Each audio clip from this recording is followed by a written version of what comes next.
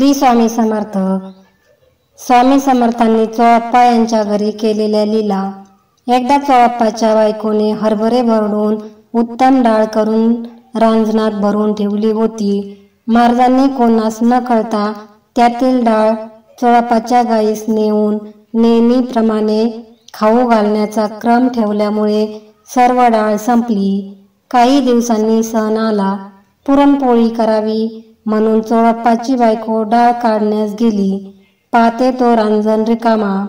महाराजांच्या रोजच्या चेष्टा तिला ठाऊक होत्या. त्यावरून त्यांचेच हे काम असावे असा तिला संशय आला. तिने ही गोष्ट चोळप्पास सांगितली. चोळप्पाने महाराजांना डाळीबद्दल विचारले.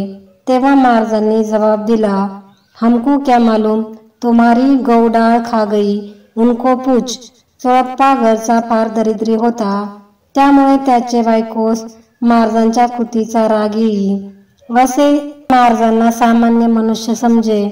महाराज अक्कलकोटी आल्यावर आपल्या गावात कोणी साधू आले आहेत म्हणून ही गोष्ट श्रीमंत मालोजी राजांच्या सेवकांनी राजास सांगितली. राजांनी त्यांना उत्तर दिले, साधू खरे कशावरून म्हणावे.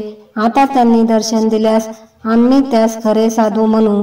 इतके बोलण्याचा उशीर तो दिगंबर स्वामीराज राजांपुढे येऊन उभे राहिले.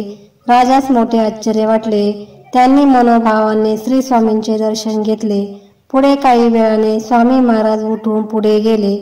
पुढे काही दिवसांनी मुंबईचे गव्हर्नर साहेब सोलापुरास आले होते. काही संस्थांच्या कामामुळे मालोजी राजेसाहेबांस यास त्यांनी बोलावले.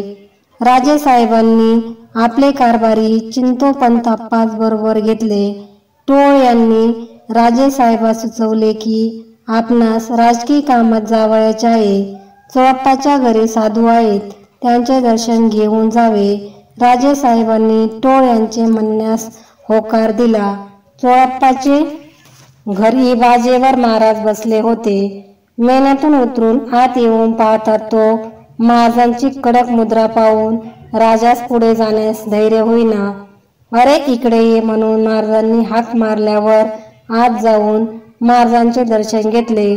तितक्यात एका शिपायाच्या हातात तलवार होती. ती घेऊन महाराजांनी राजाच्या हातात दिली. दर्शन घेऊन राजेसाहेब व टोळ सोलापुरास गेले.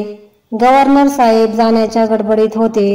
त्यामुळे तोफांची सरबत्ती व इत्माम राजास मिळावा तसा मिळाला नाही. त्यामुळे राजास वाईट वाटले. गव्हर्नर साहेब व राजेसाहेब यांची मुलाखत झाली. हत्यारे बाळगण्यासंबंधाने संस्थानात बंदी झाली होती. त्याबद्दल विचार करून साहेबांनी पूर्ववत हत्यारांची मोकळीक दिली. महाराजांनी राजाच्या हातात तलवार दिली. त्याचा अनुभव हा आला असे तेव्हा समजले. हे पाहून राजास आश्चर्य वाटले. पुढे उत्तरोत्तर राजाची भक्ती समर्थचरणी वृद्धिंगत होत चालली.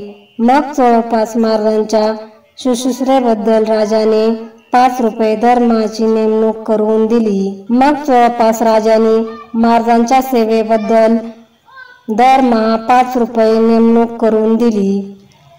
श्री स्वामी समर्थ.